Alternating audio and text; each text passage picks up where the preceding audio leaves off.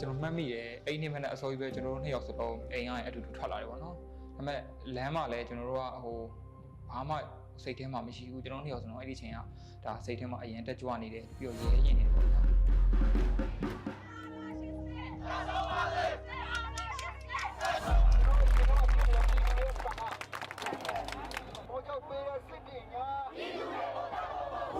လေနဲ့ရောက်တဲ့အချိန်ကမနေ့9 နာရီလောက်ဖြစ်ဖို့များမယ်အားလုံးကလည်းငင်းငင်းချမ်းချမ်းပဲဒီလမ်းပေါ်မှာအဓိကအကုန်လုံးကလည်းအိမ်အဖြူတွေဝတ်ထားတယ်ကျွန်တော်တို့မှာအဲ့ဒီအစောပိုင်းကာလဖြစ်တဲ့အတွက်ကျွန်တော်တို့မှာဒိုင်းလည်းမရှိဘူးအကာအကွယ်ဘာမှမရှိဘူးပေါ့နော်လက်ထဲမှာလက်နဲ့မှလည်းမရှိဘူးကျွန်တော်တို့မှာအသုံးဆောင်ဆိုလို့ဒီ online ပေါ့နော်ကျွန်တော်တို့ SP ကောင်အသေးလေးတွေပါမယ်လက်ထဲမှာစက်ကူဆိုင်ပုတ်ပေါ့အဲ့ဒါလောက်ပဲပါတာဒီလဲလမ်းမှာပေါ့နော်ကျွန်တော်ရောက်တဲ့အချိန်မှာမနေ့အစောပိုင်းမှာဒီအယောက်1000ပတ်လည်လောက်ရှိကောင်းရှိလိမ့်မယ်ဒါပေမဲ့တချို့ကြတော့လည်းအချိန်မှာလမ်းပေါ်မှာဆူယုံနေပြီးအော်နေပြီပေါ့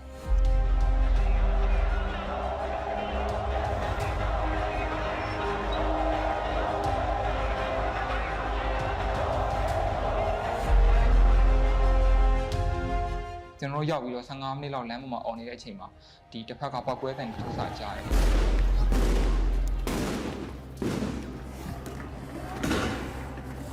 အရှိဆက်တက်လို့မရတော့ဘူးပေါ့နော်အရှိလဲတဲ့ဒီစင်တာလောက်မှာငါတို့ block ထားလိုက်ပြီးတော့စစ်တပ်ကနောက်ပိုင်းတောင်းလျှောက်ပဲသူတို့ဘက်ကမျက်ရည်ယိုမိုင်းစသုံးတယ်သုံးတော့ကျွန်တော်တို့ကလည်းအဲ့ဒီကာလမှဒါမျက်ရည်ယိုမိုင်းဆိုတာဘာလဲဆိုတာသိတယ်ဘယ်လိုသုံးတာဖြစ်တော့မှတ်မိတယ်အဲ့ဒီအချိန်ထိကျွန်တော်ညီလေးနဲ့အတူတူရှိနေတယ်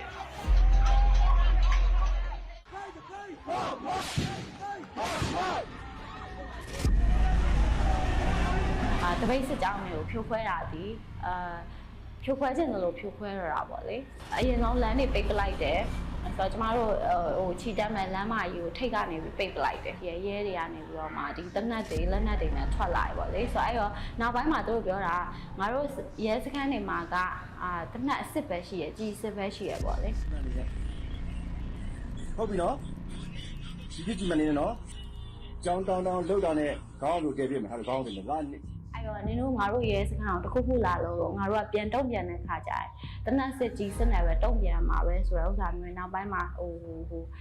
ပြောခံရပါတော့ကျွန်တော်အရင်ဦးဆုံးတော့ဒီမိခိုးပုံးနဲ့စပစ်တယ်ပေါ့လေ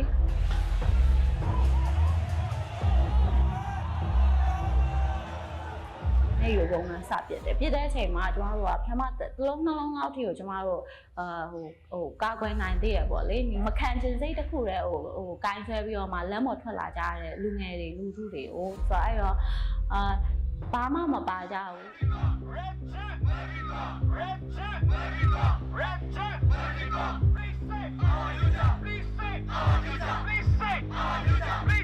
ကျွန်တော်2ယောက်ဒါအနည်းဆုံးဒီတိုက်ခန်းတစ်ခုတွေဝင်ပုံးတယ်ပေါ့နော်။ကျွန်တော်လည်းသူ့ပြောတယ်အတက်နိုင်ဆုံးငါလည်းပဲနေပေါ့နော်။ငါတို့တွေလူစုကွဲသွားလို့မဖြစ်ဘူး။စိတ်မှုတူနေပေါ့နော်။ငါဒီမှာမင်းနဲ့အနည်းဆုံးပဲရှိနေမယ်ဘယ်မှမသွားဘူးပေါ့နော်။ဆိုတော့ငါအပြင်လေးမှာပဲရှိနေမယ်လို့ပြောတယ်။ဒါမှလည်းကျွန်တော်တို့ဒါလဲနှန်းသွားတယ်ဆိုတာပဲကျွန်တော်ဒီမျိုးထဲသွားတယ်ဒါသွားတယ်ဆိုတော့ကျွန်တော်ပုံဖို့မဟုတ်ဘူးညာ။ဆိုတော့ငါတို့ဒီဟာငါတို့ရဲ့ဒီစန္ဒာတွေထုတ်ပြောဖို့ငါတို့ရဲ့ကြွေးကြော်တယ်ညာတို့ဒီအဝေးလာခဲ့ပြီကွာ။ငါတို့ဘာကြောင့်ဒီထဲမှာထပ်နေမှာလဲ။တိုက်ခန်းထဲမှာအတိတ်ပဲမရှိဘူးလုံးဝနမ်းဆင်းဖြစ်တယ်လို့ဒီထဲမှာမနေငါတို့အပြင်ထွက်မယ်ပေါ့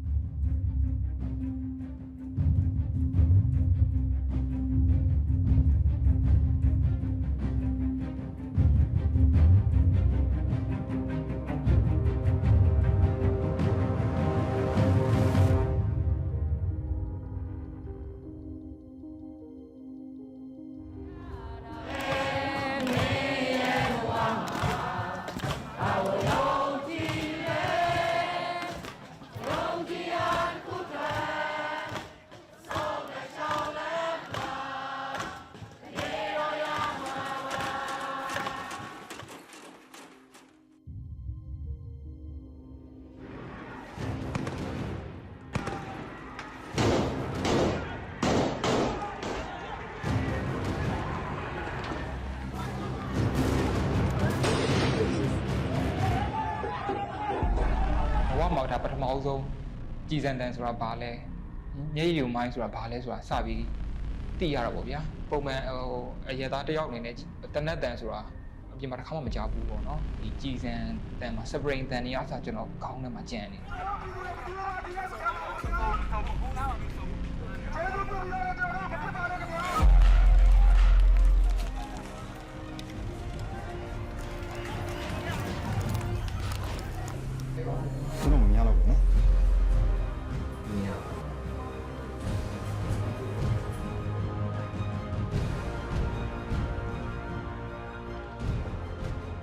အဲ့လိုပဲကျွန်တော်အဖြစ်တဲ့အချိန်မှာလမ်းပေါ်မှာဘလို့မှနေလို့မရတော့သူတို့ကျွန်တော်တို့ရှိနေတဲ့အချိန်မှာသူတို့ကြီးစံအစ်စ်တွေစသုံးတာပမာတိလဲဆိုကျွန်တော်တို့ဒီအနာကအုပ်နေနေပက်ထရက်ကုန်နေတာကြတော့ကားမှန်နေခွဲကုန်နေဘေးနာအဆောက်အုံမှန်နေတစားတွေဖွင့်ထွက်ကုန်တော့အာထင်လိုက်ပြီဒါကြီးစံအစ်စ်သုံးတာပေါ့ဗျာအဲ့ဒီချိန်ဒီကျွန်တော်ဖြတ်ခနဲ့လေကျွန်တော်ညီကိုတွေးလိုက်ရတဲ့အဖြစ်ဆိုတော့သူကကိုရတယ်မင်းနေလိုက်ငါဒီမှာပဲရှိမယ်ပေါ့နော်ကျွန်တော်အဲ့လိုပြောပြီးသူကျွန်တော်ရှေ့ပျောက်သွားတယ်ပေါ့ပျောက်တော့လဲဒါကျွန်တော်ညီလေးကိုနောက်ဆုံးတွေးလိုက်ရတဲ့အချိန်ပေါ့နော်ဆိုတော့ဒါဘယ်လိုပြောရမလဲမထင်းဘူးဗျာဒီလိုကြီးနဲ့နောက်ဆုံးအချိန်ဖြစ်သွားမယ်ဆိုမထင်လိုက်ဘူးသူတို့ရဲ့စိတ်ကြိုက်ပြတ်တက်လို့ရနိုင်တဲ့ဝင်းအဝိုင်းနဲ့ကျွန်တော်တို့ရောက်နေလို့ဖြစ်ဖုန်းဆက်သူဖုန်းမကောင်းရင်ဖုန်းကျွန်တော်တောက်လျှောက်ခေါ်တယ်ဖုန်းမကောင်းရင်အဲ့ဒါကျွန်တော်ဒါပေမဲ့စိတ်ထဲမှာတော့တခုခုမှားနေပြီလို့ထင်တာဗျာကျွန်တော်ခံစားရတယ်ဘာလို့ကျွန်တော်တို့လည်းအမှားပဲလေဆိုတော့အဲ့ဒီချိန်မှာကျွန်တော်လမ်းပေါ်မှာအကုန်လုံးကအကာအကွယ်ဆိုလို့ဒိုင်းတော့မရှိဘူးဘာမှမရှိဘူးနောက်ဆုံးတိလိုက်ရတာပေါ့ဗျာဒီစစ်တပ်ကနေသူတို့ပြစ်လိုက်တဲ့ဒီကြီးအစ်စ်ကောင်ကျွန်တော်ညီရဲ့ဝမ်းဘက်ကိုဖောက်သွားတယ်ပေါ့ဗျာဖောက်တော့ကြည်စံကဒိုးပါပေါက်သွားတယ်ပေါ့နော်သူလဲတန်းဒီချောင်းရှိပေါ့နော်လဲတန်းချောင်းရှိမှာသူလဲသွားတယ်ပေါ့နော်နောက်ဆုံးသူအချိန်မရှိတော့ဘူးဆိုတော့သူ့ကိုသူတည်တော့ဒါသူအမေကိုဖုန်းခေါ်လိုက်တယ်ပေါ့ဆိုတော့အမေကလည်းဖုန်းကင်တော့အမေလည်းနားမလည်ဘူးကပြောနေမယ်သူနောက်ဆုံးအမေကပြောသွားတယ်ပေါ့နော်ဒါပြန်လာလို့မရတော့ဘူးဒါပြန်မလာနိုင်တော့ဘူးဆိုပြီးပြောပြီးတော့ဖုန်းကျသွားတယ်ပေါ့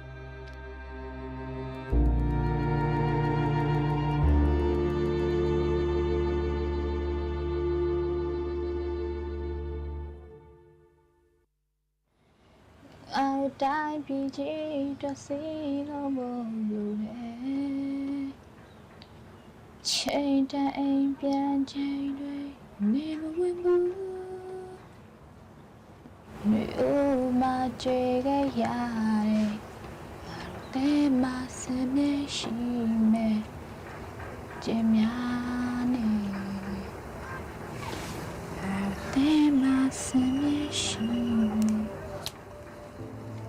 ကြင်များရှိ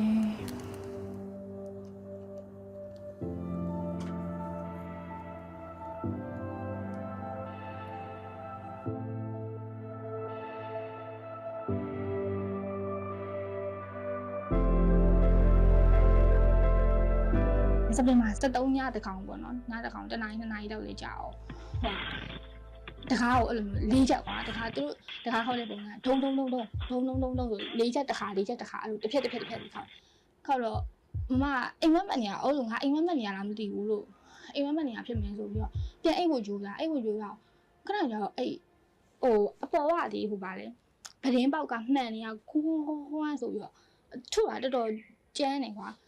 လူအများကြီးဆိုပြီးတော့ထုနေတဲ့အတိုင်းမျိုးပဲနောက်ဖေးပေါက်လေနောက်ဖေးပေါက်ကထွက်ပြေးလို့ရတဲ့ဟာမျိုးမှတော့ငှားတာကွာနောက်ဖေးပေါက်ကိုသွားကြည့်ရော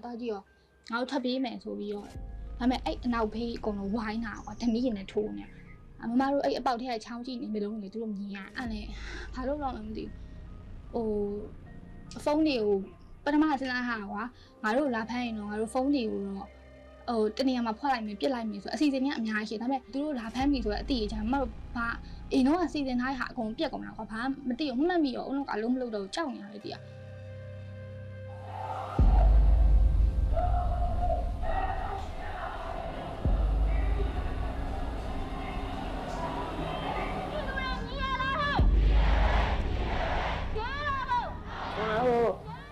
ငင်းချင်းနဲ့ထွက်လာတဲ့လူအုပ်ကြီးဘာလက်နဲ့မှလည်းမပါကြဘူးဆိုင်မုတ်ကလေးတွေကိုစီကိုင်းပြီးတော့မှကိုယ်ဆန္ဒကိုအေးစစ်ထုတ်ဖော်ခဲ့တဲ့လူအုပ်ကြီးပေါ့နော်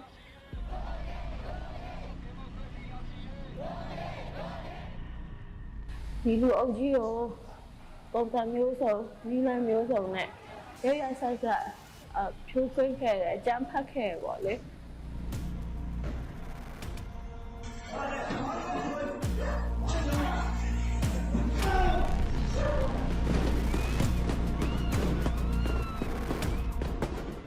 စစ်တပ်ကလုပ်ပုံကသူတို့ကရွေးချက်ရှိပြတ်တက်ခဲ့တာ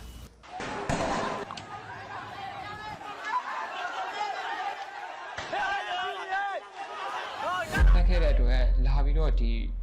ညီရဲ့ဒီ body ပေါ့နော်ဒီထိထားတဲ့ body ကိုလာကောက်တဲ့လူတွေဆိုတာသူတို့ပြတ်တက်တာပေါ့နော်ဒီသွေးအိမ်ထဲမှာပဲပေါ့နော်15မိနစ်လောက်ဘာမှလုပ်လို့မရဘဲနဲ့နေရတယ်ပေါ့နော်သူ့ရဲ့အချိန်ကိုသူနောက်ဆုံး သူအသက်ထွက်တဲ့ထိသူထိုင်ဆောင်ခဲ့ရတယ်ပေါ့နော်ဘာမှသူအခွင့်အရေးမရှိခဲ့ဘူး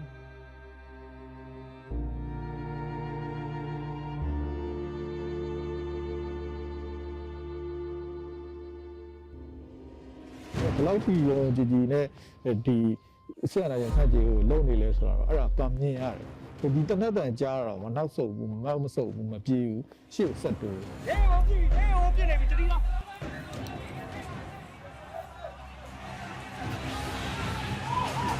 ဆက်ဆုတ်ကနေမလားမဆုတ်နေတယ်ပေါ့နော်ဖက်စစ်ဒေါ်လာရင်းနေပါဆိုကျွန်တော်ဘေးမှာကျွန်တော်ရဲ့အထူးတူသွားနေတဲ့ဒီဆန္ဒပြနေရဲပေါ့6တော့ပြတ်သွားကျွန်တော်ရှေ့တယ်တန်းတဲ့ပြစ်ခါလို့6တော့ပြတ်သွားတယ်ကျွန်တော်ရဲပေါ့ပဲကျွန်တော်ဖေးရရဲပေါ့ပဲလက်မောင်းပြုတ်ဆိုတော့တို့မှကျွန်တော်လက်နဲ့ဆိုလို့အဲ့လိုစားတော့မပါဘူးဒီကြောတန်လေးတိုက်နေဆန္ဒပြတယ်အဲ့ဒီဟာကိုတို့ပြစ်ခတ်ဖြုတ်ခွင်းတာလို့ကျန်းကျန်းတန်းကိုပြစ်ခတ်ဖြုတ်ခွင်းတာဖြစ်ဆိုတော့အဲ့လိုအခြေအနေမျိုးတွေကျွန်တော်ရင်ဆိုင်ခဲ့တယ်နောက်ပိုင်းတော့တဖြည်းဖြည်းနဲ့ပျောက်ကြားတပိတ်တွေဖြစ်လာ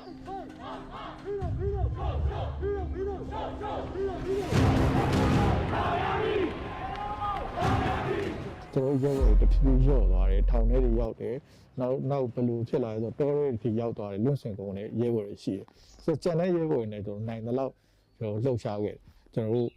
ဒီဆက်အနာရှင်စန့်ကျင်နဲ့ပတ်သက်တဲ့ပြည်သူလူထုကိုနှိုးဆော်တဲ့ဆက်အနာရှင်ကိုစန့်ကျင်ကတ်ကွက်တဲ့အစတွေရေးသားပြီးတော့ကျွန်တော်တို့လိုက်ပြီးတော့ချိတ်တာတွေရှိတယ်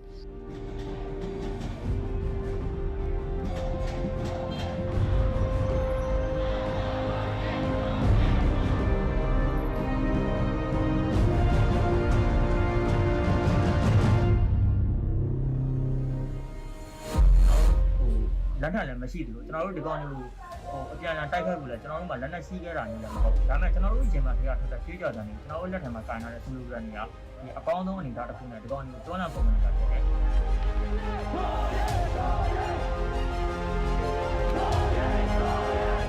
ဒီကောင်တွေကကျွန်တော်တို့ကအဓိကအားဖြင့်တော့ကျွန်တော်တို့ဒီကောင်တွေကိုလုံးဝအုပ်ချုပ်ခွင့်မပေးကြဘူး။ဒါမဲ့ဒါတွေကဘယ်လောက်အထိနာပြီးနာကြလဲဆိုတော့ဒီကောင်တွေနဲ့ဒီကောင်တွေအတွက်နိုင်ငံရေးရတိုက်ပွဲတနမင်းရတိုက်ပွဲဒီမှာကျွန်တော်တို့ဒီရင်တပိတ်ကတုံ့ပြန်မှုတွေကအများကြီးအထောက်အကူဖြစ်နေတဲ့အတွက်ကြောင့်ဒီအတမ်းမဖက်နေတဲ့တပိတ်လို့ရှောင်းမှုတွေကဒီကောင်တွေအတွက်တော်တော်ကြီးကိုအထိနာတဲ့တိုက်ခိုက်ချက်တစ်ခုဖြစ်ပါတယ်ဗျာ။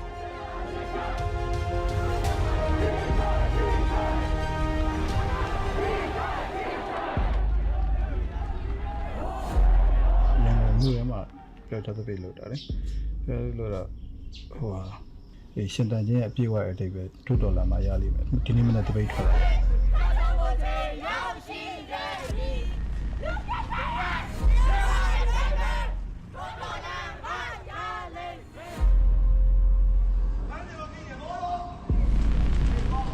လက်ရှိရန်ကုန်မြို့ကြီးကြာကြီးထဲမှာဒီတဲ့အာဏာယူအကြမ်းဖက်ဆက်ကောင်စီဒီအုပ်စိုးရတာတစ်နှစ်ကျော်နှစ်နှစ်နီးပါးအချိန်ဖြစ်နေပြီဒါပေမဲ့ဒီမြေရင်းအကြမ်းဖက်လှုပ်ရှားမှုစန္ဒပြောက်ပဲတခုကဒီစီစဉ်ရတာလည်းခက်တယ်နောက်ပြီးတော့ဒီလုံခြုံရေးဒီကောင်ကြီးယူလာတဲ့ဒီလုံခြုံရေးတွေကြာကျွန်တော်တို့လှုပ်ရှားရတယ်လည်းဖြစ်တယ်ဒါပေမဲ့လည်းဒီတော့အနေနဲ့များတဲ့ကြားနေကျွန်တော်တို့လုံးဆောင်နေတဲ့အရာကတော့ကျွန်တော်တို့ရဲ့သူလူကလည်းကျွန်တော်တို့ဒီကောင်တွေကိုလုံးဝအုပ်ချုပ်ခွင့်ပေးမှလည်းမဟုတ်ဘူး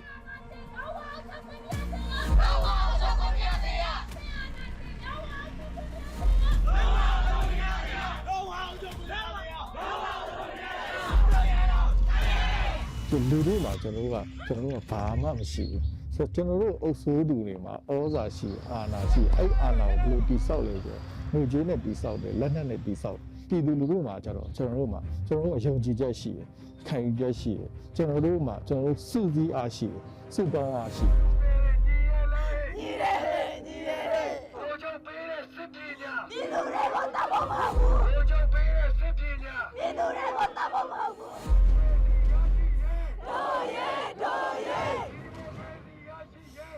အားတွေနဲ့ကျွန်တော်တို့စုပြီးတော့ဒီလက်နက်ကင်ထားတဲ့လူတွေငွေကြေးနဲ့ကျွန်တော်တို့ချဲလဲနေတဲ့လူတွေကိုကျွန်တော်တို့ရဲ့လူထုအားနဲ့ပဲကျွန်တော်တို့ဝိုင်းဝန်းစုစည်းပြီးတော့ကျွန်တော်တို့တောင်းဆိုမှာရမယ်ဆိုတဲ့အတိအလူတော်တော်များများလည်းရှိတယ်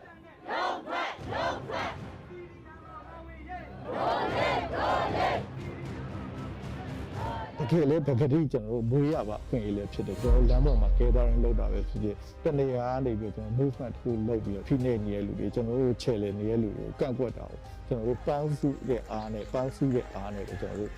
တွားမှာရမယ်ဒါကလွတ်လပ်စွာစုဝေးခွင့်တွေ ဘယ်လောက်ရေးပါလဲဆိုတော့အဲ့ဒါ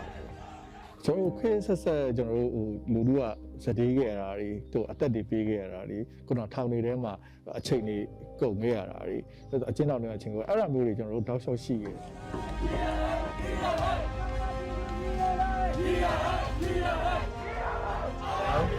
ကျောင်းကတပိတ်လို့ဆောင်ဆန္ဒပြမှုဆိုတာတော့မထင်တော့ကျွန်တော်တို့ရဲဘော်တွေရဲစစအကြမ်းဖက်ဖြိုခွင်းထားရတယ်နောက်ပြီးတော့ဖမ်းဆီးချုံတော်တင်ထားရတယ်အင်အားလုံးစုံတော့ကျွန်တော်တို့ရဲဘော်တွေဒီနေ့ထုတ်ခဲ့တာရှိတယ်ဝင်ကိုယ်တိုင်ပါသားပြီးရှိတယ်ကျောင်းကတပိတ်တစ်ခုလုပ်ပြီးဆိုတာနဲ့ကျွန်တော်တို့ရဲ့အတက်က80ရာခိုင်နှုန်းလောက်ကဒီကောင်ကြီးရဲ့လက်တွေကိုထည့်ပြီးလှုပ်ရှားရတာဖြစ်ကြုံလာခဲ့တဲ့အနေတွေကအတက်နဲ့ကြီးကြုံခဲ့ရတယ်လည်းရှိတယ်နောက်ပြီးတော့တချို့အနေတွေမှာကိုယ့်တော့ကိုတီးပြီးလို့တော့ထင်မှတ်ထားတဲ့အရာတွေနဲ့ကျွန်တော်တို့အများကြီးကြုံတွေ့ရပါတယ်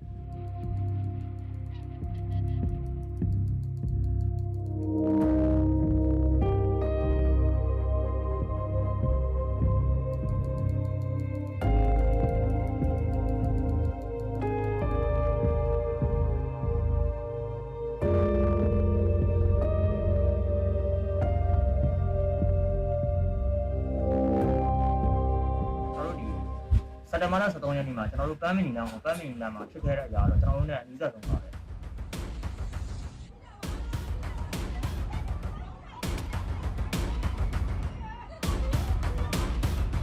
ဒီကောင်ကြီးရဲ့အရက်ဝဲပုံစံအင်စီကပုံစံကနေပဲကျွန်တော်တို့ UP လှုပ်ရှားခဲ့ရတာကကျွန်တော်တို့ရဲဘော်တွေလည်းအများကြီးဖန်ခံခဲ့ရတယ်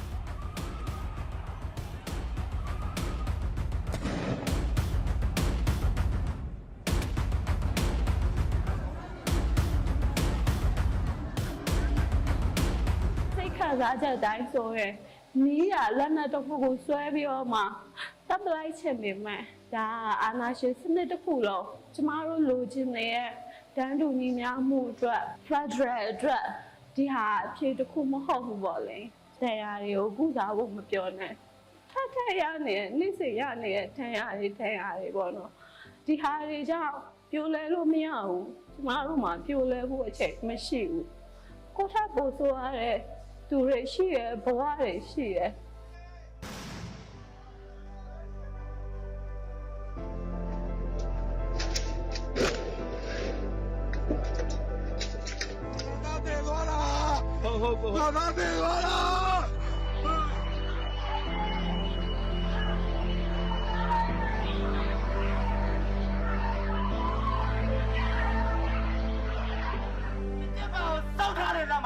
ကဘာမကျဲတဲ့ဘဝတွေရှိတယ်ပိဿာနေတွေခမ်းပြီးနောက်တနေ့ပဲပိဿာနေတွေထပ်ထွက်လာတယ်ညတော်ခိုင်ကိုကြီးသာမှပြီးနောက်တနေ့ပဲညတော်ခိုင်တွေထပ်ထွက်လာတယ်ညီမလေးတော်တယ်လေသူတွေကိုရှင်မဲတနေ့ပြီးနောက်တနေ့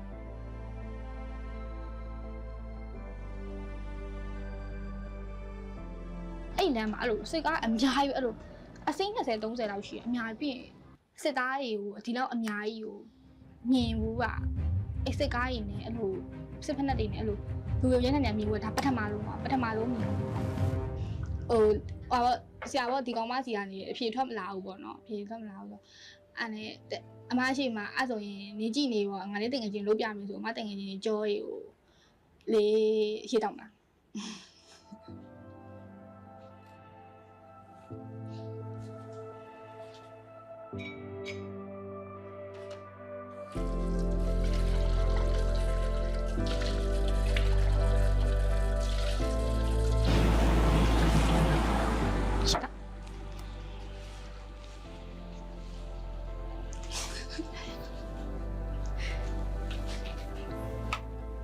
အဲ့လိုကြောင့်ဒီ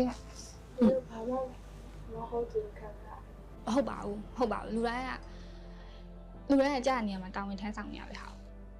အမလည်းအစားအဲ့လိုပါပဲအဲ့လိုထွက်ခါစားပြန်ပြောလို့ရှိရင်ဒီလိုအတန်တီတုံပြီးငိုတာလေ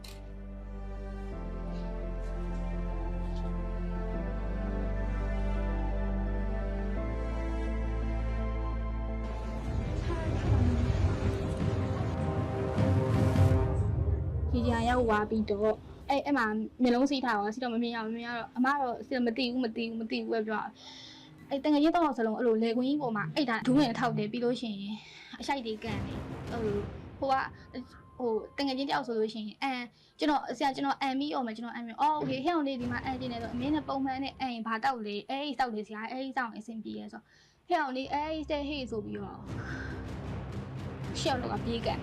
ဒီမှာအဲ့ဆရာမင်းဆိုပြီးတော့အဲ့မရိုက်ခင်မှာအမကိုလာအဲ့ဆိုနေမဖြစ်ဘူးဆိုတော့နင်းအလှည့်ပေါ်ဆိုပြီးတော့အမကိုအောက်မှာကြောက်စက်စိတ်ခဲပေါ်မှာဒူကိုထောက်ခိုင်းထားပြီးတော့အပေါ်ကနေဖိအောင်ခေါင်းဖိအဓိကဒီဒူးနောင်လို့နောက်ကနေတင်မကိုရိုက်တာကြောကိုရိုက်တာရှိရကွာမမကသူကအဲ့ခဲလုံးခုထားပေါ်ကနေမှတော့ကြောတွေကိုအုပ်တယ်ပြီးထုတ်တင်နေရိုက်တယ်ဆိုမကြည့်နိုင်တော့မျိုးလုံးမိတ်တာအဲ့မကိုရိုက်တယ်နင်းမျက်စိရှိရတယ်သပင်ကိုဖဲနင်းနဲ့အဲ့ကိုတိတ်ထားကြည့်ရကြားလာကြည့်ထားတော့မျိုးလုံးတစ်ချက်မှမျက်တောင်ခတ်လို့ရှိရင်နင်းကငါဘယ်လိုလုပ်နေပါညာပေါ့အဲ့မမကကြည့်တယ်သူကပိုရိုက်ပြတယ်လို့မျိုးအားလို့အော်တခါအရှိုက်ကိုတခါခံရင်8ချက်10ချက်အဲ့လိုခံတာကွာမပြောနိုင်တော့ရတယ်ငါစက်ကြည့်နေမယ်ဒါပေမဲ့တေရောမတေသေးရဘူးပေါ့နော်တင်ငယ်ချင်းနဲ့တေလို့မဖြစ်ဘူးသူတို့အသက်ရှင်နေမှရမယ်အမကိုမေးလို့မရဘူးတင်ငယ်ချင်းတွေစီကလည်းထွက်မလာတော့လာရဲအဲ့ဆိုရင်ねဒီတစ်ခါရဲ့နေကအတန်မင်းနားထောင်နဲ့ငါသူတို့ဟိုဘက်ကလည်းလေကွင်းနဲ့ခေါ်မယ်အဲ့ဟာရဲ့ဘလို့နာမည်ကြီးတဲ့တီလာရဲ့လူတက်ကွင်းနဲ့အဲ့လိုပေါ့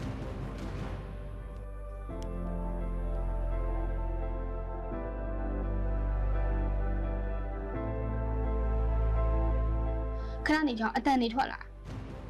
ကျွန်တော်မသိပါဘူးဗျာကျွန်တော်တကယ်ကြောက်ပါပြီဗျာကျွန်တော်မသိပါဘူးဗျာအဲ့လိုအတန်နေသူကဟိုဘက်မှာရိုက်တဲ့အတန်နေကြရင်မမကိုဒီဘက်မှာရီနေဟာ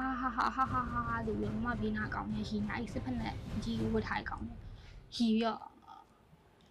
ငါတို့ကကြားမမခွဲဘူးနော်ခဏနေနင်းအလှည့်ဆိုရဟာမျိုးပြောထားပါလေဝင်းပင်အောက်မှာလည်းအကောင့်ကြီးတွားနေချက်ပေါ့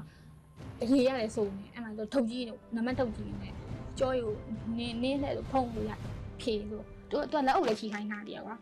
အစလက်ထိတ်နှစ်ဖက်ကိုနောက်ပြန်ခတ်ပြီးနင်းနဲ့ငါ့ကိုလက်အုပ်ချီဆိုပြီးလက်ထိတ်ဖြီခိုင်းပြီးတော့အမလက်အုပ်သူချီထားဒီလက်ကဒီလိုတုံညာဟဲ့ဒီလက်ကဘာလို့တုံညာလဲပေါ့နော်သမီးကြောက်လို့ပေါ့โอเคရဲ့ဟဲ့အောင်လေးဒီမှာကြောက်တယ်ဟေ့ဆိုအဲ့ကြောက်ရင်လက်ကိုအောက်ချလိုက်သမီးလေးရဲ့ဟဲ့အောင်လေးကြောက်တယ်ဟေ့ဟေ့ဆိုရှေ့ရောက်ကလာပြီးအမလက်ပေါ်တက်ခုံတာအဲ့လိုစစ်ဖက်နဲ့တက်ခုံတာအဲ့ပြီးတဘုံတော့နားနေတာအဲ့လိုအိတ်ဝိုင်းလေသူ့လက်ထဲမှာထုတ်ရှိရဲ့အဲ့ဖြောင်းတော့လည်းပြန်နှိုးတော့သူကအမထင်တယ်ပင်မအောင်လို့တော့မှအမှန်ထွက်မှာပေါ့နော်အဲ့တိုင်းလာရိုက်တာလေအဲ့ပြီးတော့မနေ့ကျတော့အမကိုလင်ဝင်းမြင့်ရင်ခေါ်သွားပြီးတော့နင့်ကိုတယောက်တည်းမေးရမယ်ဆိုပြီးတော့မေးတော့သူမင်းမလိန်နဲ့ပေါ့နော်နင့်ကြောင့်ငါအကုန်သိပြီးသားပေါ့နော်အကုန်ပြောရမယ်ဆိုတော့အမသူမေးနေတဲ့အချိန်မှာအမအဲ့ပျော်ပါအိပ်ပျော်ပါမသိဘာလို့အိပ်ပျော်ပါလားဘာဖြစ်သွားလဲအုံတော့ကအလုံးမလုပ်တော့ဘူးကွာ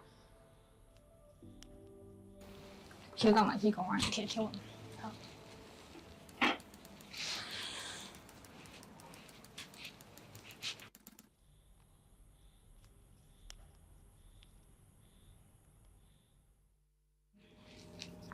တော့အပေါ်အစင်းကြအင်ကြီးအဲ့မသိဘူးအဲ့လိုဆက်လိုက်ရမမရဲ့လေအင်ကြီးအဖြူရေသူတို့ဟိုဟာစီပြီးတော့လဲနေရလေနှင်းစီကန်းအဲ့ဒီပုံကဖေတော့ဆန္ဒပြဆေးထည့်လိုက်ရမယ်ကုန်ပြီးမှထည့်ဆေးထည့်ပုံမှန်နေတယ်ကာလာတီတီကြဟိုပဲနဲ့ဝင်ဒီနဲ့အဲ့လိုဟုတ်တယ်အားရနည်းနည်းကြီးသွားတယ်နော်မကြည့်ရလားပြောမှအခြားအကြောင်းအရာတွေအများကြီးထည့်ပြီးအားမျိုးမလောက်ရင်တော့တည်းရှိ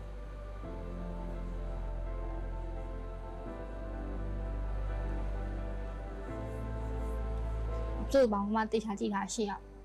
စစ်သားရှိရောက်ပြီးရဲဝင်နေ2ယောက်လောက်နေဒီဘက်မှာနောက်ထပ်2ယောက်ကျန်သေးတယ်ကွာအဲ့လိုတယောက်ချင်းစီကိုတယောက်ကိုကျတော့နေရိုးကန်နေရတယ်ပြီးရင်နောက်တယောက်ကျတော့ဒူးကိုလေကြောက်စလိတ်ခဲပေါ်မှာဒူးထောက်ခိုင်းထားပြီးတော့အနောက်ကနေကြောကုန်းကန်နေရတယ်စပင်းကိုဆွဲပြီးကြောကုန်းကန်နေရတယ်ပြီးတော့နောက်ဆုံးတယောက်ကိုကျတော့လက်ထိတ်နောက်ပြက်ခတ်ထားအဲ့ကြောက်စလိတ်ခဲပေါ်ကိုပဲဒူးထောက်ခိုင်းထားပြီးတော့အနောက်ကနေပြီးတော့နဲ့နံပါတ်ထုံနဲ့ကြောရိုက်နေတဲ့ဟာရိုက်နေရတော့အဲ့လိုပုံစံပဲကွာဒီအဲ့လိုပြီးသူတို့အတန်မထွက်ဘူးမအော်လို့ရှိရင်လည်းအော်ခိုင်းသေးတယ်ကွင်းပြေမှာအမတို့အခန်းထဲရင်ချောင်းကြည့်ပြီးရအမေအောင်တလက်ပတ်တွေကဟာအဲ့တဲကိုသူကအဲ့တဲကိုခေါ်ပြီးတော့မရိုက်ခင်မှာဒီတဲကိုဝင်ပြီးတော့ရိုက်ခံရတယ်သူကအသက်ရှင်လေးရပြန်ထွက်လာခြင်းမှထွက်လာမှာတခါလေးကိုယ်စိတ်ကိုပြင်ဆင်ပြီးဖြေရရှိအောင်ဖြေပေါ့ဒီမှာတခါအဲ့အမေအောင်တလက်ပတ်တွေကိုမရောက်ခင်နေမှာ Aku mama tengah tiang semua. Tengah ini aku semua. အမ၄ယောက်ပါမှာ2ယောက်ပဲလွတ်လာစကန်နေတော့2ယောက်ကျန်ခဲ့အထက်မှာအဲ့ကောင်လေးကိုအဲ့လိုတွားရီကျွတ်ထွက်တဲ့အထိအဲ့လိုတွေးအများကြီးထွက်တဲ့အဲ့လိုခလေးကအရှိမအော်နေတာကွာအထက်ရောက်တော့16နှစ်ပဲရှိသေးတယ်အဲ့ကောင်လေးကအခု20လောက်မသိဘူးကြာပါအိမ်မက်တွေမလာအိမ်မြင်ကိုရပါတယ်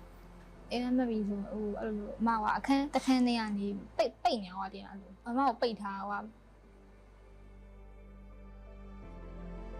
ဒီထဲမှာမိုးလင်းရနိုင်မိုးချော်ပြီးထောင်နိုင်ငံကြီးကိုပဲကြည်နေရတယ်ပေါ့လေဆိုတော့အပြင်မှာလည်းတေကုန်ကြပြီပေါ့နော်ဆိုတော့တချို့ဆိုရင်ပြန်လွတ်သွားတယ်လွတ်သွားလို့ကျွန်တော်တို့ကဝမ်းသာပြီးကြံခဲ့ကြပါတော့ဆိုတော့ဒါပေမဲ့အဲ့တော့မှဒီထောင်ဝင်နဲ့လာပြောတယ်သူတော့လွတ်သွားပြီပေါ့လေဒါပေမဲ့အပြင်မှာသူ့ဖေသူ့မေကတေသွားပြီပေါ့သူမသိဘူးပေါ့အဲ့တော့ကျမကလွတ်တဲ့လူထက်ပေါ့နော်ပို့ပြီးတော့မှလွတ်ပြောရတာထက်သူအပြင်ရောက်လို့ကြုံရရင်ဘယ်လိုတောင်ကြေကွဲရမယ်ဘယ်လိုတောင်မြင်ကွဲရမယ်ပေါ့ဆိုတော့အဲ့လိုမျိုးကျမတို့ငိုရတယ်အပြင်မှာရှိရလူတွေကတနေ့ချင်းစီကြေကွဲရသမျှခံစားရသမျှကျမတို့တော့ကကြတော့ပြန်ထွက်လာတဲ့ချိန်ကြတော့မှအဲ့လိုပေါ့နော်တစိုးတပြုံနဲ့အဲ့လိုစုပြုံပြီးတော့ခန်းစားကြတာပြောနိုင်တဲ့စကားတစ်ခွန်ပဲရှိရယ်လုံရလိုက်ကြတာဒီကနေ့မှာ၎င်းတို့နှစ်ဦးအားတေတဲ့အမိန့်ချမှတ်လိုက်ကြောင်းသိရှိရပါတယ်လုံနိုင်လိုက်ကြတာဆိုတဲ့စကားတစ်ခွန်မှလွယ်ပြီးတော့မှအထက်ကိုမပြောနိုင်ဘူးပေါ့နော်ဆိုတော့လုံချင်တာလည်းနီးရတာပေါ့ကိုယ့်အိမ်မှာရှိရကျတော့နီးရတာဆွဲပြီးတော့မှနီးရစစ်သားဖြစ်တဲ့ရဲဖြစ်တယောက်ကိုတောင်းပြန်လိုက်ပြီးတော့မှပြန်မှန်းခံလည်းခံမစီဆိုရဲခံစားချက်ပေါ့လေ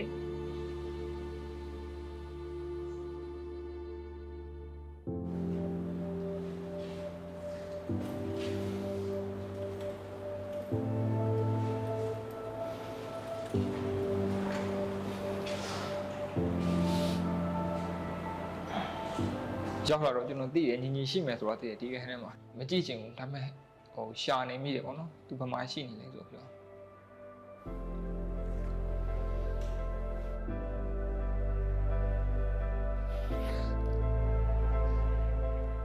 ဒီကနေ့ရောက်လာတွေးမိတော့အော်ငါတို့လိုပဲပါငါတို့လိုဘဝတွေအများကြီးပါလာပေါ့နော်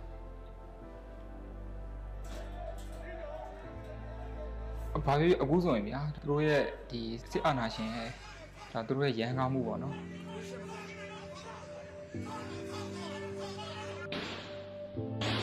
သူတို့ရဲ့အတ္တတွေကြောင့်ဒါမိသားစုတွေဘဝတွေအများကြီးပြရတယ်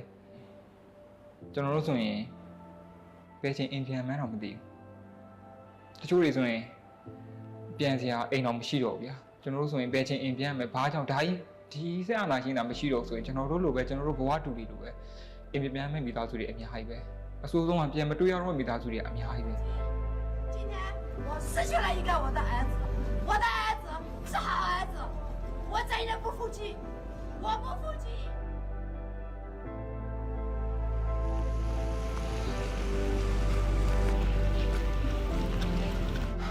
ညီမရှိတော့ဘာဖြစ်လဲဆိုတော့ကျွန်တော်ဘွားကြီးကချစ်ချင်းပြောင်းနေသွားတယ်ကျွန်တော်အစင်သစ်မဖြစ်သေးဘူးကျိုးအရာတွေပေါ့နော်ချစ်ချင်းပဲနေချင်းညာချင်းကျွန်တော်ဘွားကြီးဘာဖြစ်သွားမှမသိရောင်ရက်ခတ်သွားတယ်ပေါ့နော်အဆိုးဆုံးအချိန်ကဒါအိမ်ကိုကျွန်တော်တို့စစ်ကောင်စီကဝင်ဖမ်းတဲ့အချိန်ပေါ့ဗျာဘယ်ကောင်းစွာနဲ့ပဲကျွန်တော်အချိန်မီကျွန်တော်ရှောင်လိုက်နိုင်တယ်ပေါ့ဗျာကျွန်တော်မရလို့အမေကိုဖမ်းသွားတယ်ပေါ့ဖမ်းသွားတော့ဘလို့မှမသိမိထောင်ကြပြီလားပေါ့မိအသက်ခံမှာလားငါရောလက်မအသက်ခံမှာလားငါမရှိရင်တော့အဖေနဲ့မိဘာလုပ်မလဲပေါ့ကျွန်တော်အိမ်ကထွက်လာတယ်လက်ထဲမှာပတ်စံ9000ပဲပါတယ်ဘယ်တော့လို့သွားမှမသိကျွန်တော်အိမ်ကထွက်လာတော့မမရအဖေကလည်းလေဖြတ်ထားတယ်ပေါ့မတန်စွမ်းနဲ့အဖေကိုခေါ်ပြီးတော့ဘာကောင်းမရှောက်နိုင်ဘူးဘာမှမလုပ်နိုင်တဲ့အဖေကိုပတ်စံ9000နဲ့လှဲအာပါကင်းနဲ့မပဲတော့လို့သွားမှမသိ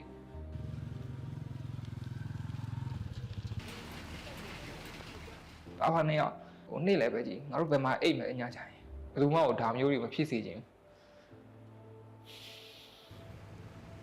ဒါတူဒီတဲ့ဒါအမွန်ကြီးလေးမရှိတော့တာနောက်ကြတော့ဒါမိသားစုတွေ꿰ရတာကျွန်တော်မိသားစုတွေဆိုရင်အချုပ်ချတယ် ဟိုတေရတယ်ပေါ့နော်အဆိုးကောင်းဆုံးအခြေအနေပြီးတော့မိသားစုတွေကွဲတယ်ပေါ့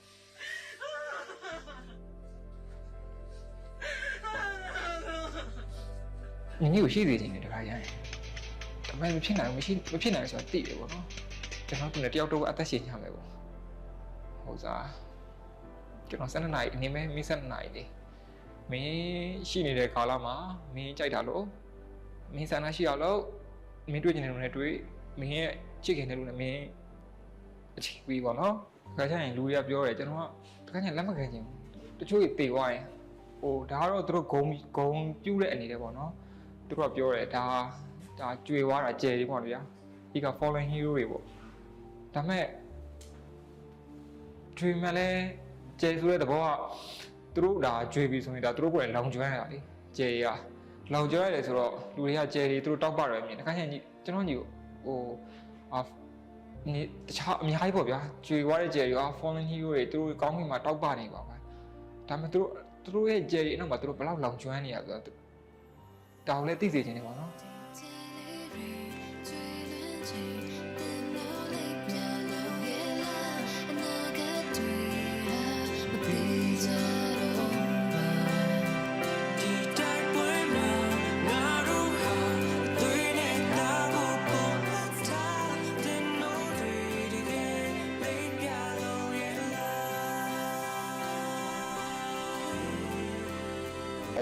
ခံစားမှုကဟိုပြောမရဘူးဗျဘယ်လိုလဲဆိုတော့ဒါမျိုးကိုကျွန်တော်တစ်ခါမှမမြင်ဘူးကျွန်တော်စစ်မြေပြင်ရောက်နေရတယ်မဟုတ်ဘူးတန်ကိုမြို့တော်ကြီးမှာဒီချင်းတွေကြီးကိုကျွန်တော်ဖေကကျွန်တော်နဲ့အရင်ဆုံးရဲဘော်တယောက်အဲ့လိုဖြစ်တာကိုမြင်ရတာမှဟိုဘယ်လိုခံစားမှမကြကျွန်တော်နာလဲနာကြီးတယ်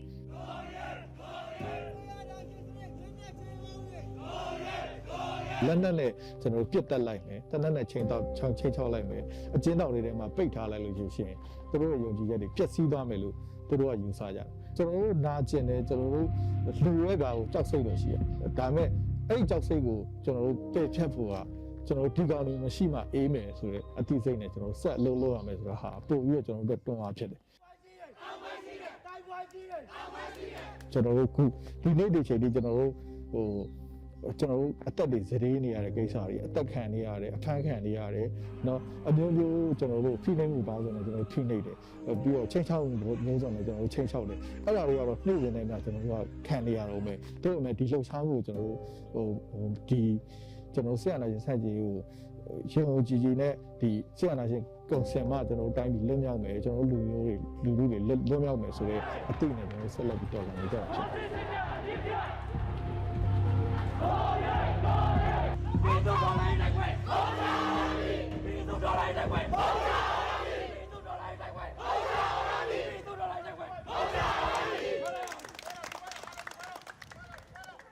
ဟိုအပြင်ထွက်သွားပြီးနောက်ပိုင်းအဲ့လို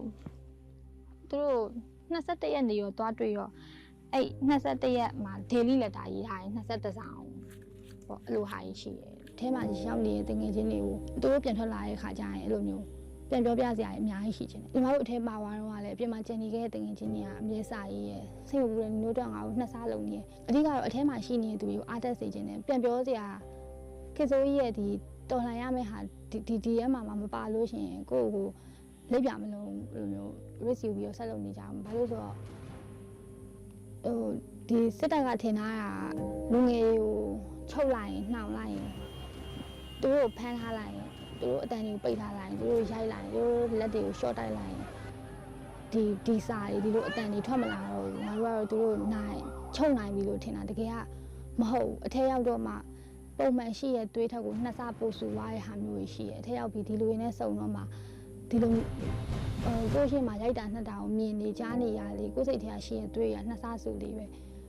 ညီမတို့ရှိရုံကလုပ်ခဲ့တော့လည်းအဲ့တိုင်းပဲကိုယ်တငယ်ချင်းတယောက်ပါလေပို့ပြီးနှစ်ဆဆူလေးလေနှစ်ယောက်ပါလေ၄ဆဆူလေ၅ယောက်ပါရင်10ဆဆူလေအဲ့လိုမျိုး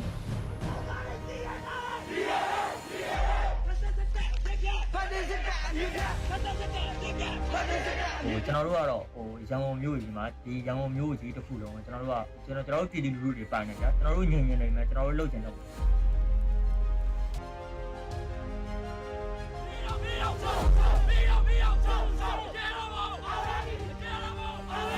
ဒီကဒီ စစ်အာဏာသိမ်းထားတဲ့အတွက်ကြောင့်ကျွန်တော်တို့မှာလွတ်လပ်မှုတွေမရှိဘူးကျွန်တော်တို့မှာဒဏ်ညဉ့်ညံ့မှုတွေမရှိဘူးကျွန်တော်တို့မှာတာသူညီများတဲ့လူ့အခွင့်အရေးမရှိဘူးလူ့အခွင့်အရေးတွေချိုးဖောက်ခံနေရအဲ့ဒီအတွက်ကြောင့်ဘလောက်ပဲအနေနဲ့များနေစေကျွန်တော်တို့ကရတဲ့အနေနဲ့ဒီစစ်အာဏာယူတဲ့တိုက်ကိုဆက်လက်တော်လှန်ပုံမှန်နေပါပဲဖြစ်ပါတယ်ခင်ဗျာ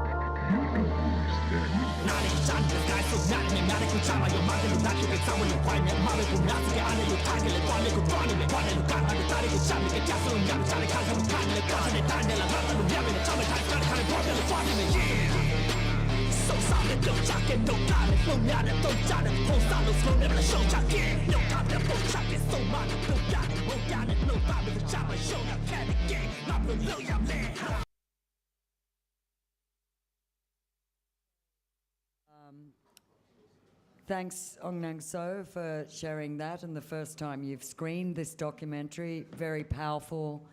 and perhaps you could tell us a little bit about the making of it. You mentioned a few challenges, but I think we're going to bring in the other two people. Kuntama, can we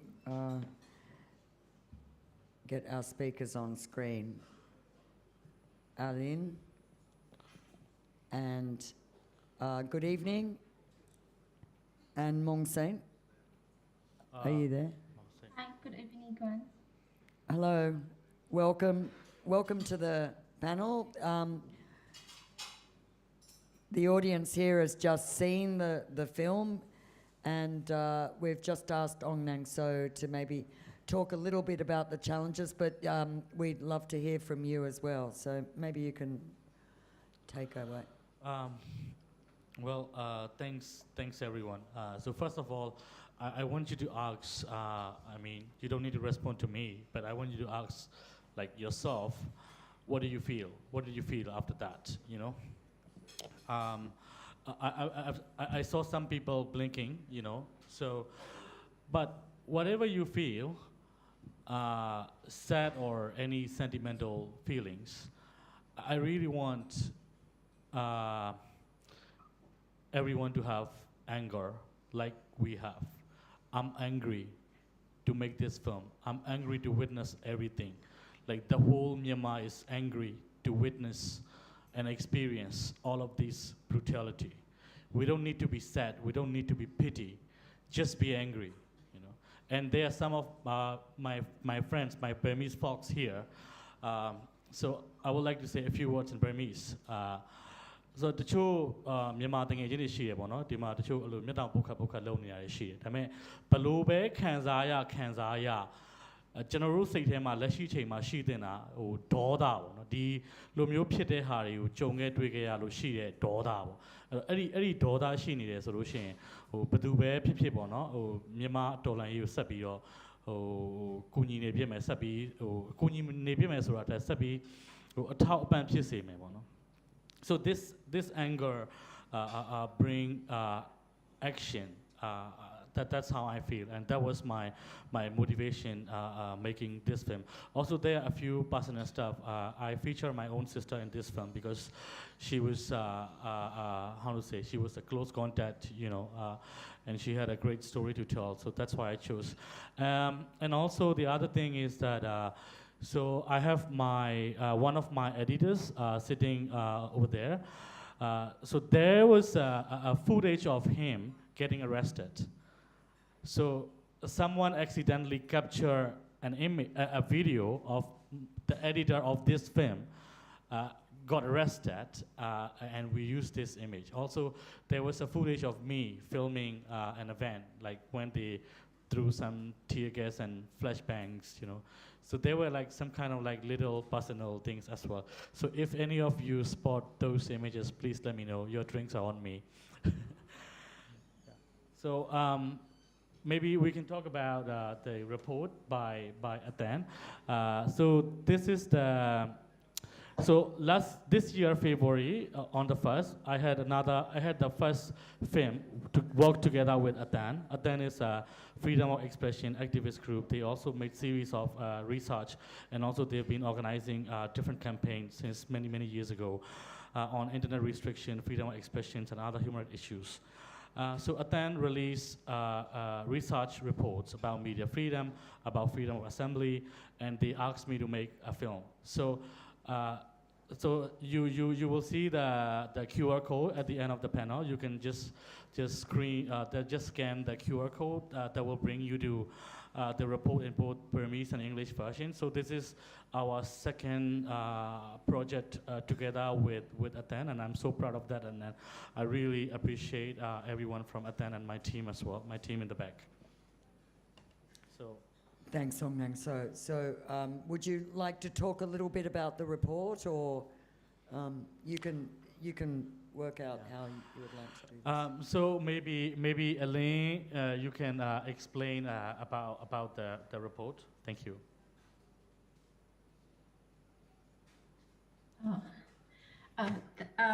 Firstly, I would like to say that thank you very much for having me here, and thank you for giving me a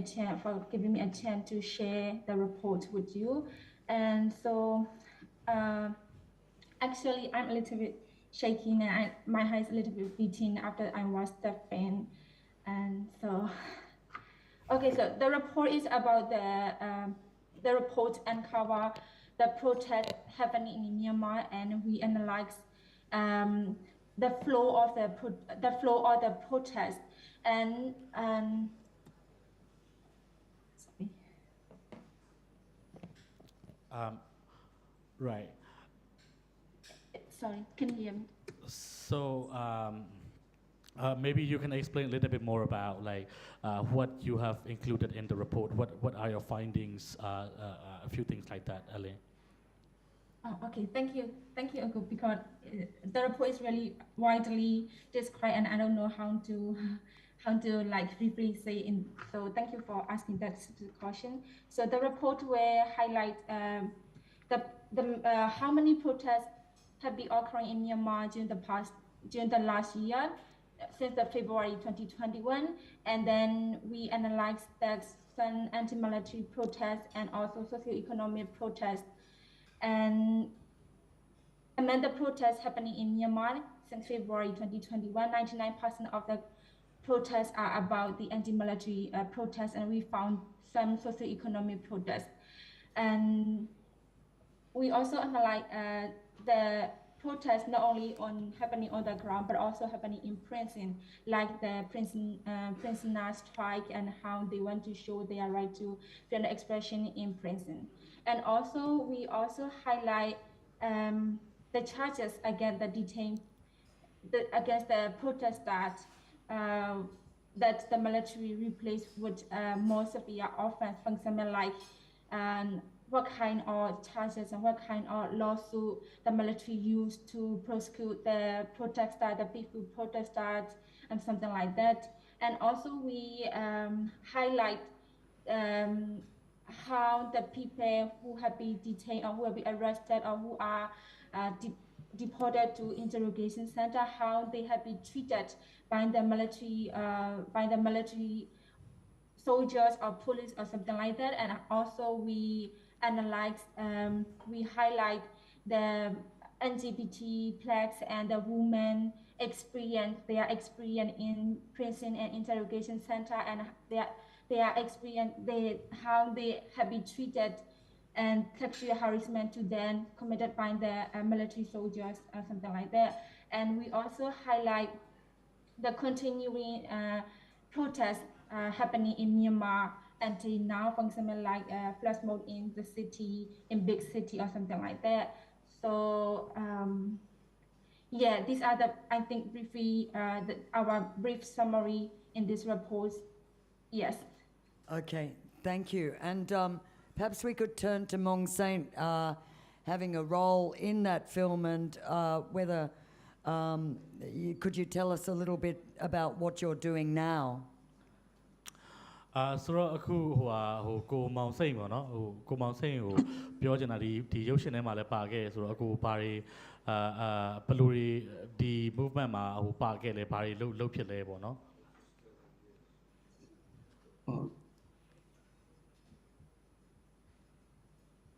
ကျွန်တော်မြန်မာလိုပဲပြောလိုက်မယ်နော်ဟုတ်ကဲ့ရတယ်ကိုဟုတ်ကဲ့ဒီလိုကျွန်တော်ခုနကလည်းပြောလို့ဆိုခုနအော်နဲ့ဆိုပြောခဲ့တယ်ပဲကျွန်တော်လည်းဒီ documentary ကိုကြည့်ရတာအခုမှပထမဆုံးကြည့်ရတာဆိုတော့ကိုကြည့်ပြီးတော့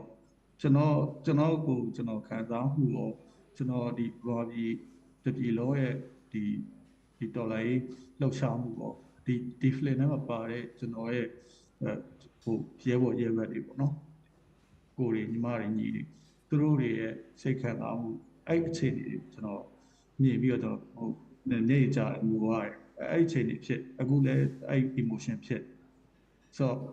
ဒါပေမဲ့ကအောင်နေစုပြောလို့ကျွန်တော်တို့ကငိုတယ်ဆိုတာကျွန်တော်တို့ခံစားမှုကျွန်တော်နှလုံးသားရှိပြီနှလုံးသားမရှိတဲ့လူတွေကတော့ဒီလိုလှုပ်ရဲတယ်လားဒီကောင်တွေကတော့လှုပ်ရဲတယ်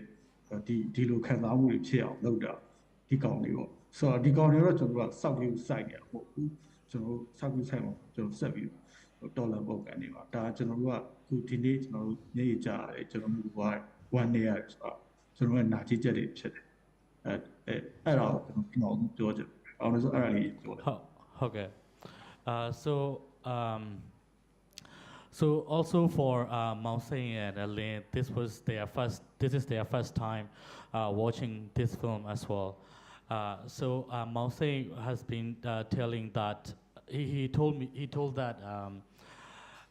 he has an emotion. He was emotional after watching this film because he sympathized other comrades, like what other comrades had suffered in this film, you know, like he has seen it. So this made him emotional, but it won't be emotional for like the military, for those who are like inhumane. You know, for all human beings will be emotional after watching this, and the most important thing is regardless of however the military or the oppressor treated people in the movement or treated Myanmar people, they will be like they don't care. They will just continue their involvement, their contribution to the movement. That's what he initially would like to say. Right. Thank you. I'd also like to invite questions from the audience. If you have any question about either the film itself or to any of the speakers, please just feel free to go up to the microphone. Sorry, just 1 second. Before we get to the questions, I have to say a few things. Today is actually a very important day in Myanmar. So because 7 students in the prison and their family members and the whole country are so much worried that these young 7 students will face execution. The sentence was already applied by the military code. They had no fair trial, and it was at the court martial in the prison. And the whole Myanmar has been so emotional, and a lot of Myanmar people were demanding for their release, demanding for not execution them. And this film also featured about the 2 prominent activists who were executed, you know. And I want to say that the military is doing those death executions secretly. They don't want people to know. They don't even want family members to know. For example, Zeyato, the prominent hip-hop artist and the former MP, his mother visited him in the prison like a few days before he was executed. And he has been ordering like, Mom, can you bring me blanket? Can you bring me food? Something like that. So the family member and even the victim, they had no idea about the execution. So that's why the military is doing those executions very secretly. So we really have to stop them, and it's really important. I have seen story from writers this morning, but there were not much other report about it. Also, as a journalist, I understand that our editors and colleagues still have concern that, you know, how are we gonna get confirmation? How are we gonna get verification? That is very important, you know. But here is very important concern that I have. Shall we get confirmation or verification from the military or who, you know? Who, I mean, in this time, like, who is credible? So, and no one knew about those execution when Zeyato and Kojimi were executed. No one knew about it, you know? It was surprise, you know? Even it was so surprise for own family members. They were violating our rights, you know, clearly. And if any of you have anything to say about that execution, please feel free to go ahead. ခုနကကြိုးပေးဖို့သူတို့လုပ်တာပေါ့တင်မိတ်ပေးတဲ့ဒေတာပေးတဲ့ဆိုတဲ့ကိစ္စနဲ့ပတ်သက်ကျွန်တော်လည်းပတ်သက်ပြီးပြောရတယ်ဟိုကျွန်တော်ဒီလိုလှုပ်ရှားမှုမှာကျွန်တော်မျက်နှာကိုအများအုပ်ထားတယ်ဆိုရယ်လှုပ်ရှားမှုတွေမှာကျွန်တော်နံပါတ်1တစ်ချက်ကကျွန်တော်ဟိုထင်ပေါ်ကြော်ကြားလို့ဆိုကျွန်တော်မရှိအဲ့ဒါနောက်တစ်ခုကလုံခြုံရေးကိစ္စဆိုတော့အခုကျွန်တော်ဒီတော်လိုင်းမှာကျွန်တော်ဒီမြေပြင်ပျောက်ကြားတပိတ်တွေကို flash mob strike တွေပဲကျွန်တော်လုပ်ခဲ့တာအဲ့ဒါကိုလည်းသူတို့တည်တယ်ဒီကောင်တွေလုံနေတယ်ဆိုတော့တည်တော့ကျွန်တော်နဲ့အတူတရင်တနည်းလောက်ခဲ့တယ်ရဲဘော်ရဲ့စီးနေကြကားတစ်စီးရှိအဲ့ဒီကားတစ်စီးကကျွန်တော်တကယ်ကြီးဖေကားပါနော်ဆိုတော့အဲ့ကားပေါ်မှာကျွန်တော်တို့ရှိရထင်ပြီးတော့ကျွန်တော်သူတို့အဲ့ကားပြေးတဲ့အချိန်မှာဟိုကတနက်နဲ့ပြစ်လိုက်တော့ကျွန်တော်တကယ်ကြီးဖေပွဲချင်းပြီးတည်သွားတယ်ဆိုတော့ပြီးသူတို့လည်းအဲ့လိုလူတက်တယ်ပေါ့တက်ပြီးတော့ကျွန်တော်တို့ဘယ်လိုတရားစွဲလိုက်လဲကျွန်တော်ငယ်ချင်းတစုရေကိုကျွန်တော်လူတက်မှုနဲ့တရားစွဲလိုက်တယ်ဆိုတော့ကျွန်တော်တို့ကလူတက်ဖို့ရှိကျွန်တော်စဉ်းစားထားတယ်ရှိကျွန်တော်လူတက်ဖို့လည်းကျွန်တော်မှာအင်အားမရှိကျွန်တော်မှာအဲ့လိုလည်းတလုံးသားမမာကြုံဆိုတော့ဒါပေမဲ့ကျွန်တော်လည်းဒီပြောရမှာဆိုတော့သူတို့မိတ်ချမှာကျွန်တော်ငယ်ချင်းလည်းထောင်တယ်မိတ်ချမှာဆိုလို့ရှိရင်သူတို့တေးတယ်မျက်ကွယ်တေးတယ်ကျွန်တော်မိချမှာဖြစ်ဆိုတော့ဒါကြောင့်ကျွန်တော်လုံခြုံရေးကြောင့်လည်းဒီမျက်နှာပုတ်ထားဖြစ်သူဟိုဒီထင်ပေါ်လို့ကြော်ကြားလို့စိတ်မရှိရတော့တယ်မျက်နှာပုတ်ထားရတယ်ဆိုတော့ဒီတေးတယ်ပြီးတဲ့ကိစ္စပတ်သက်ပြီးတော့ကျွန်တော်အဲ့ဒါကြောင့်လုပ်တတ်ခြင်းအဲ့တော့ဒီဒေါ်လာရေးမှာပါနေတဲ့လူတိုင်းကတေးတယ်ကြာခါနိုင်တယ်ဆိုတော့ခုနကဟို documentary ထဲမှာမြန်မာတွေတယောက်ပြောတော့ခုနကဖန်စီတော့ပြီးရှင်းတက်ပြတာလောက်တယ်နော်ဆိုတော့ဟိုအဲ့လိုမတက်ရင်တော့မှသူတို့တရားစွဲပြီးတော့လူတက်မှုဘာလို့ဆွဲထည့်ပြီးတော့ဒီကျုံးနေပေးတာတည်လန့်ချတာတကယ်လောက်နေတာအဲ့တော့ဒီကျွန်တော်တို့ဟိုတော်လိုင်းမှာပါတဲ့လူတွေကဟိုကျွန်တော်တို့ကဒီအတက်ကိုဖတ်နေထုတ်ထားအဲ့ဒါ Okay, so let me translate briefly. So Mao Seng has been sharing his personal story, like why he has to cover his face. So Mao Seng is the person who organized a lot of flash mob protests, and also even way before the coup, he has been organizing many different protests. He made protest banners, you know, organizing many other protest. So for the military, he has been targeted by the military. At one point, after organizing a flash mob protest, soldiers thought that he was in a car, in that car. So the soldiers shot with guns to that car. But Mao Zedong was not in that car. Instead of him, there was an elderly man who is the father of his friend. He was died, like on the spot. He was killed by those bullets. So since that time, the military also sentenced him death, you know. But he is still escaped. He is still somewhat safe. So that's why he has to cover this. And he also explained that, like someone in the documentary said, when the military arrests protesters or any other people in the pro-democracy movement, they arbitrarily detain them, and then they torture people until death. If those detainees still survive the situation, they could be death sentenced, like him or like the 2 activists or like 7 student activists,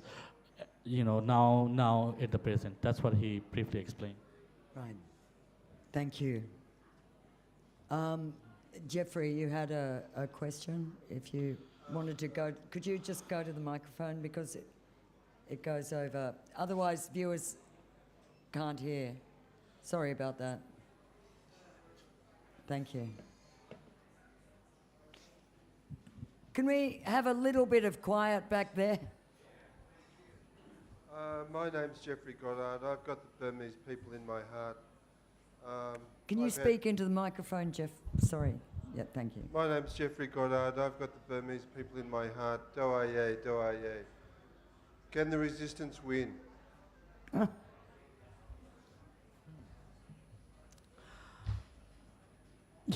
That's a good question. Yeah, we're gonna win for sure. Myanmar people gonna win for sure, and every Burmese, every Myanmar citizen has this belief. But in practical, we don't know when it's gonna happen. Also, it based on many circumstances as well. You know, Myanmar doesn't have an equal amount of support as Ukraine. You know, Myanmar issue is forgotten like Yemen or other country. So, but there is a famous slogan saying that "Ngaru ma ngaru be shi," which means we just only have us, right? Like Mao Zedong. So we just only have us. You know, most of the people in the movement, they have that kind of spirit, and you might remember those young people in the film. You know, they cover their face. You know, they wander around the city. They protest. You know, and the military gonna kill them. The military gonna charge them with death sentence. You know, although they didn't kill anyone. You know, this is what the military gonna do. But those people are armless. There's no arm. There's no weapons. You know, for those protesters. And many of those protesters had to join the resistance. There's no other option. No other option. So now my question is. Does Myanmar have received equivalent amount of support like other countries? I mean, like Ukraine, you know. No, we don't, you know, in practical. And if Elaine and Mao Zedong has anything to say, please. Jeffrey ဆိုရဲဦးလေးမေးတာတော့ဒီတော်လန်ရေးဘက်ကနိုင်မလားပေါ့နော်အဲ့လိုမျိုးအဲ့ဒါမေးတာပေါ့ဟုတ်ဟိုလေကျွန်တော်တို့ကနိုင်လားဆိုတော့နိုင်ဖို့ကကျွန်တော်သိကြတယ်အခုလေကျွန်တော်တို့ကဟိုလူငယ်တွေပေါ့နော်ဒီနေ့လူငယ်တွေကျွန်တော်မြင်ရကျွန်တော်တွေ့ရဆိုတော့တစ်စက်မှာလက်လျှော့ပေါ့သူတို့ဒီတိုက်ပွဲကိုဘယ်လိုပုံစံနဲ့သွားမလဲဘယ်လို unite ဖြစ်အောင်ကျွန်တော်တို့လုပ်ပြီးသွားမလဲကျွန်တော်တို့ဘယ်လိုစုစည်းကြမလဲဆိုတော့အမြဲတမ်းကြိုးစားပြီးလုပ်ဆိုတော့ဟိုတော်လန်ပုံကံမှုကမျိုးစုံပဲဒီလမ်းပေါ်ကတပိတ်တွေဒီလက်နက်ကင်တော်လာရေးပေါ့နော် ဒီခုခံဒေါ်လာစစ်ဆိုတော့ဒါတွေတော့ဆင်နွှဲပြီးတော့လုပ်နေကြတာကျွန်တော်ကတော့ဒီနေ့ဒေါ်လာကြီးကကျွန်တော်က surprise ပဲဟိုကျွန်တော်ဘဝမှာကျွန်တော်ဖတ်ခဲ့ဘူးလေကျွန်တော်လေ့လာခဲ့ဘူးလေဒေါ်လာကြီးတွေကျွန်တော်ရှိတယ်ကျွန်တော်သိရဟာရှိဒါမဲ့ကျွန်တော်ဘဝဖြတ်တန်းမှုမှာကျွန်တော်တို့နိုင်ငံကဒီလောက်ထိ report ဖြစ်မယ်လို့ကျွန်တော်ဘဝကျွန်တော်တက်တန်းတစ်ချောင်းမှာ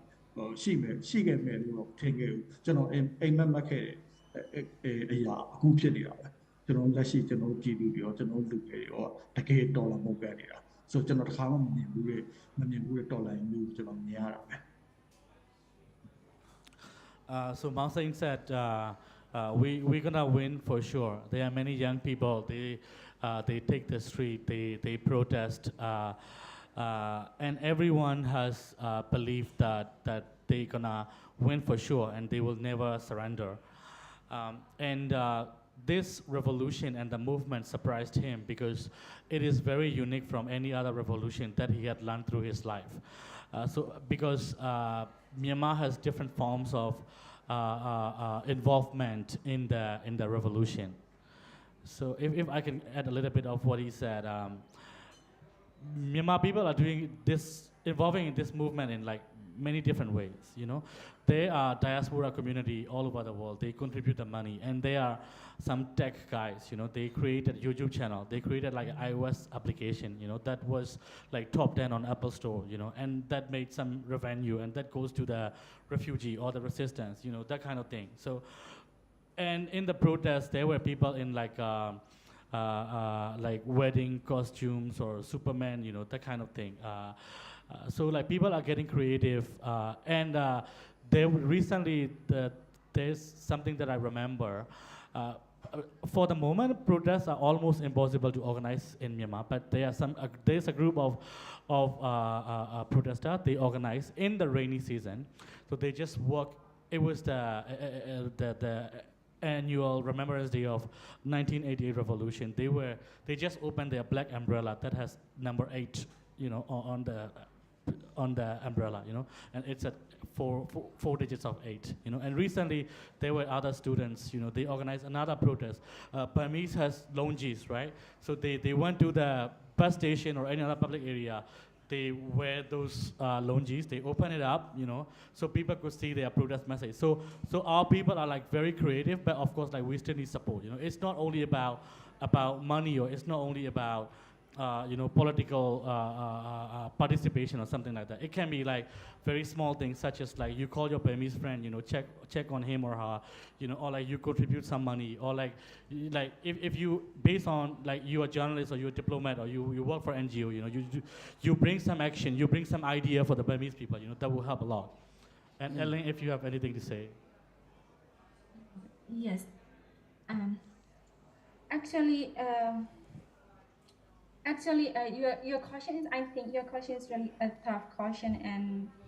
and so when we look at the physical, like equipment of physical power, you can see that Myanmar people are playing imbalances of power, and military have the amount of power, and the other side of the country, like the PDF and other ethnic and forces, have like less physical equipment compared to the militaries. So we can see that the imbalances of power happening in Myanmar. So, but what we believe is that we believe in people's determination of their fight for democracy and their fight for freedom, and we believe that we will win one day, and we will be really appreciated if the international community, if the war leaders could do something. Action as much as we expected, rather than listening or we talks. Yes. Right. Thank you. Question, gentleman there. Please identify yourself. Kim Atkinson. It's rather difficult to gauge the extent of public engagement just from the shots in your film. We see the protesters, and then the series is, the scene quickly changes to another shot of protesters or whatever, but we don't see the public being engaged. And I wonder if you could say something in general about where is the unity, if there is, among the general population, and what has been your experience with a general strike or other silent mass resistance to the coup? Right. So I was in Myanmar until early April last year. So I witnessed every single day until like end of March. Millions of people took the street. You know, they protested, and there were people distributing water, cold drinks, you know, medicine, stuff like that. You know, and people take care of each other. And as a journalist, I even witnessed very sweet moment in the public as well. I was just filming on the road, and then there were some like aunties in the neighborhood. They came to us and they were giving us some food. You know, son, you might be hungry, so here's your lunch. That's it, you know, it's very sweet. And during the crackdown, we have to run. So we just knock a random house and we hide in that house. So I feel safe. I mean, like any of them, any Myanmar people in the protests, after hiding in that random house. You know, some people overstayed for a night at the house of a complete stranger. So that's the public unity in this involvement. But we didn't see millions or hundreds of thousands of people on the street since early April, because the military has been shooting at people. That's the reason. But still, in central Myanmar, or in peninsula part like Magui Island, you know, people are still taking the road, you know, because those are like self-administered area of some local resistant group, so no one gonna shoot at them, you know, so that's why they still take the street. And there is like very few media coverage as well, to be honest, you know. Thank you. Can I add for this question? Sorry, yes. Arlene. Oh, yeah. So in this report, in the report, we found out that found out the public participation in protests since the coup happened in February 2021, and these are people's support for the revolution, people's support in the protest, and the another one is people involvement. And we have found that people's support for the anti-military revolution has never weakened since February 2021. However, people involvement in protests and people showing their support to flash mob or something like that has been weakened because of the military, because of the severely oppressed by the military on peaceful protesters. For example, like when a strike or a flash mob is organized in some places. In some places, the military forces came to display at night or another day, and then they cause trouble for the people and to the people living around the place. And then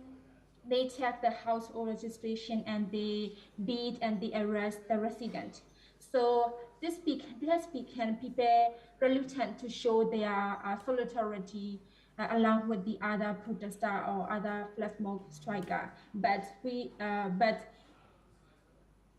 people's support for the revolution has never weakened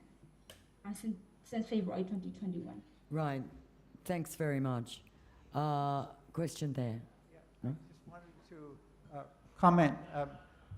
to ask, those aunties who offered food to the protesters, would the police have shot them if they had been seen? I don't know, to be honest. I mean, what is the extent of showing your colors to in public, that which side you support? Can I say something? I think, having closely watched all the footage, and there was plenty more in those days, I think it was so arbitrary. Some people were shot for far less,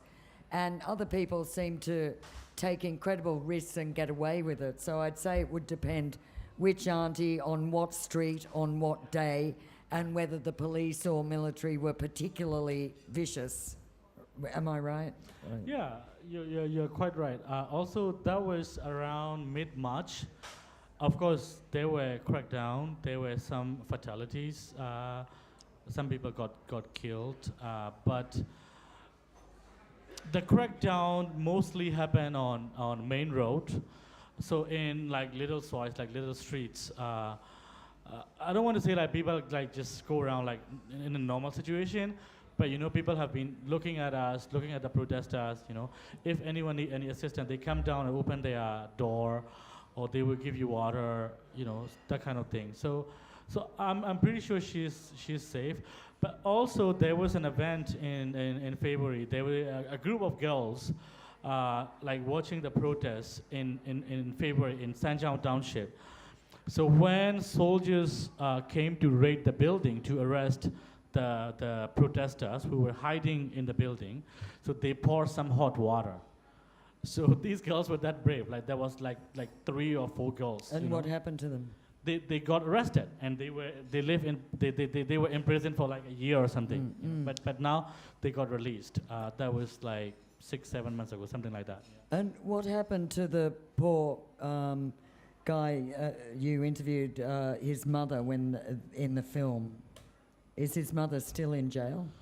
No, she got out. She got out. She actually the history was very heartbreaking, like you see. But there were other parts that I wasn't able to feature in the film. So when after his twin brother got killed, their story went viral. And there were some diplomatic missions, like U.S. Embassy and any other foreign embassies. They came to the school where he was shot, and they dropped some flowers, like as a memorial, you know.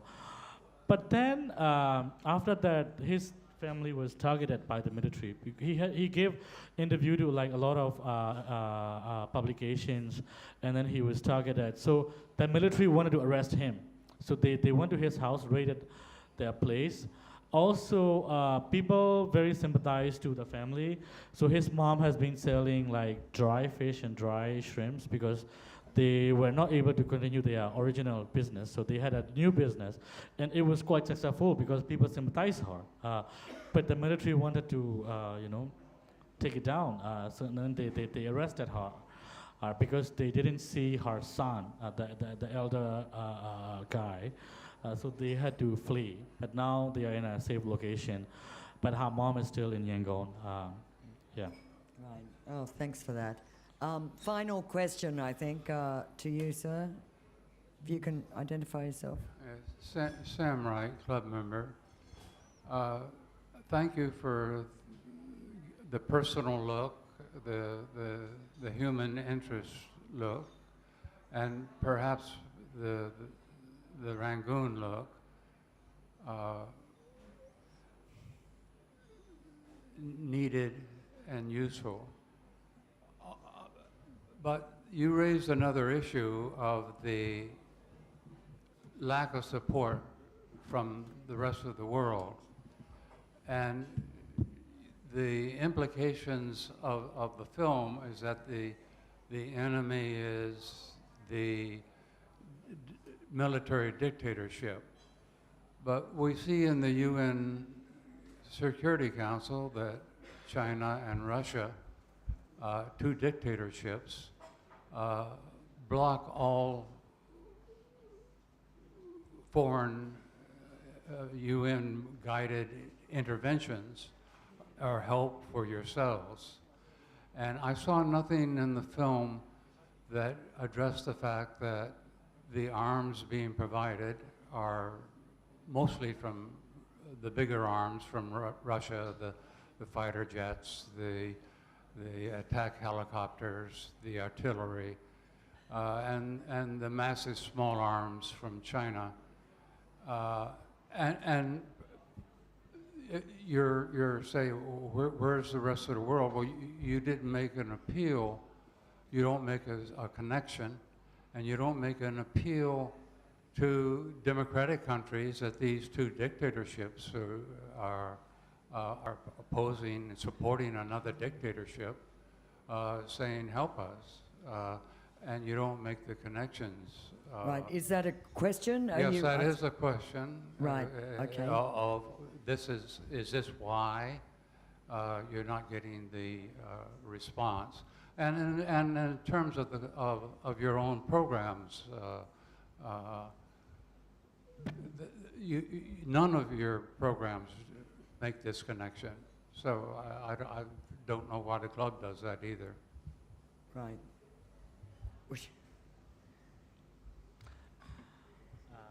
Over to you, yeah. Well, I think he's saying, why aren't you making more, is it why aren't you making more of an appeal? Or? How to say, well, there are also many campaigns demanding to stop selling oil, like aviation fuel or like arms from like many other countries to Myanmar military. There are many campaigns as well, and many NGOs, local NGOs also. I remember there was a campaign from Amnesty International urging international community to stop how to say, involving in the aviation fuel